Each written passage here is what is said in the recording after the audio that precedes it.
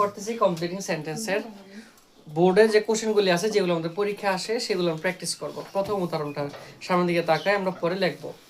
প্রথম হচ্ছে take your umbrella, তোমার ছাতাটা নিয়ে নাও, লেস্ট যদি না ড্যাশ, যদি না বৃষ্টি চলে আসে। তাহলে স্যার লেস্টের পরে সাবজেক্ট প্লাস শুড হয় লিখে দিয়েছিলাম, মনে আছে? লেস্টের পরে কি হয়? Subject plus should. তাহলে যদি না বৃষ্টি চলে আসে, ঠিক না? বৃষ্টি কি হিন্দু বারে বৃষ্টি না? তাহলে রেইন, রেইন শুড কাম, যদি না বৃষ্টি চলে আসে। বুঝতে পারছি? আমাদের পরীক্ষা এতটুকু দিয়ে দেবো, আমরা উত্তর এতটুকু লিখবো। কমপ্লিটিং সেন্টেন্সের সময় পুরো সেন্টেন্স লেখা লাগে, প্রশ্ন সহ উত্তর লেখা লাগে। বুঝতে পারছি আমরা? তারপরে উদাহরণ লেখছে ইট ইজ ইংলিশ, এটাই হচ্ছে ইংলিশ, হুইচ যেটা দেশ, যেটা আন্তর্জাতিক ভাষা। তাহলে হুইচ, হুইচ এর পরে আমাদের ইজ দিয়ে শুরু করতে হবে। Which is international language, INTER, ইন্টারো, ইন্টারন্যাশনাল মানে কি করে? INTERNATIONAL, ইন্টারন্যাশনাল ল্যাঙ্গুয়েজ, যেটা হচ্ছে ইন্টারন্যাশনাল ল্যাঙ্গুয়েজ। আমি সবার বানান মুখস্থ নিব তো কিছুক্ষণ পরে। এখন লেখা যাবে না, এখন লেখা যাবে না। তারপরে লিখছি দ্য স্টুডেন্টস ডোন্ট নো, শিক্ষার্থীরা জানে না। যেহেতু আমাদের প্রশ্নগুলি ইংলিশ সম্পর্কে না, তাহলে লিখবো শিক্ষার্থীরা জানে না। কি জানে না স্যার? ইংরেজি সম্পর্কে। শিক্ষার্থীরা জানে না ইংরেজি সম্পর্কে, অথবা শিক্ষার্থীরা জানে না কিভাবে ইংলিশ শিখতে হয়। তা নোর পরে হাউ টু লার্ন, লার্ন অর্থ কি রে? শেখা। হাউ টু লার্ন ইংলিশ, শিক্ষার্থীরা জানে না কিভাবে ইংলিশ শিখতে হয়। তারপরেটা if a student wants to do well in English, যদি একজন শিক্ষার্থী ইংলিশে ভালো করতে চায় দেশ, তাকে কি করতে হবে? ভোকাবুলারি শিখতে হবে অথবা ইংলিশ গ্রামার শিখতে হবে, যেটা খুশি। তাহলে হি, স্যার ওয়ান্স আছে, এটা ফার্স্ট করে শোনো না, হি শ্যাল অথবা উইল, যেটা দাও, he shall learn, he shall learn English grammar, তাকে ইংলিশ গ্রামার শিখতে হবে।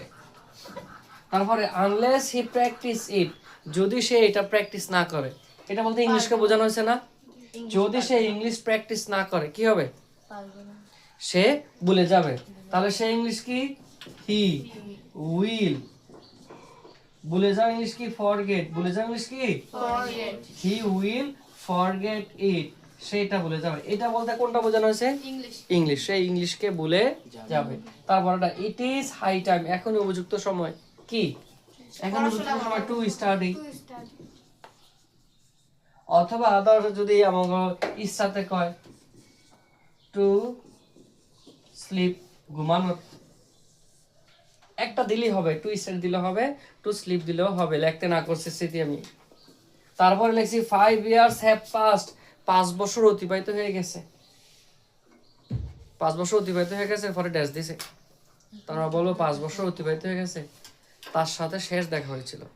তাহলে সিন্স এর আগে আমাদের প্রেজেন্ট ইন্ডিপেন্ডেন্ট আছে না, পরের অংশ হেড প্লাস B3। তো 5 years have passed, 5 বছর চলে গেল, since we had meet him last, তার সাথে শেষ দেখা হয়েছিল। তাহলে ওয়াক স্লোলি, আস্তে আস্তে আটো, লেস্ট যদি না ড্যাশ, তুমি পড়ে যাও। এটা তোমরা নিজেরা করবা, কারণ লেস্টের একটা উদাহরণ আমি দিছিলাম। তো এখানে সাবজেক্ট প্লাস শুড দিয়ে তোমরা করবা। তারপরেরটা had I seen him before, তাকে যদি আমি আগে দেখতে পেতাম, তাকে যদি আমি আগে দেখতাম কি হইতো বলো তো? তাকে যদি আমি আগে দেখতাম কি হয়েছে? নাবিলা শাকিলা কান্দাছে কেন? ও শপিং করতে পারে না এই জন্য। আচ্ছা আচ্ছা ঠিক আছে, আমি জানাই দেবো না ফোন দিয়া। Had I seen him before, তাকে যদি আমি আগে দেখতাম তাহলে আমি তাকে দাওয়াত করতাম।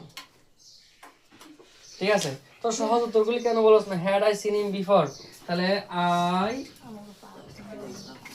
Would have I would have a দাওয়াত করে ইংলিশ কি রে ইনভাইট তাহলে ইনভাইটেড হবে I would have invited him আমি তাকে দাওয়াত করতাম বুঝতে পারছে ফাহিম ফাহিম আমার সবাইকে দাওয়াত দিছে না ফাহিমকে বাসায় ইফতার করার জন্য আমরা তো সবাই যাব মারুফ ঠিক কইছি না জি এবার তুলে ফেলি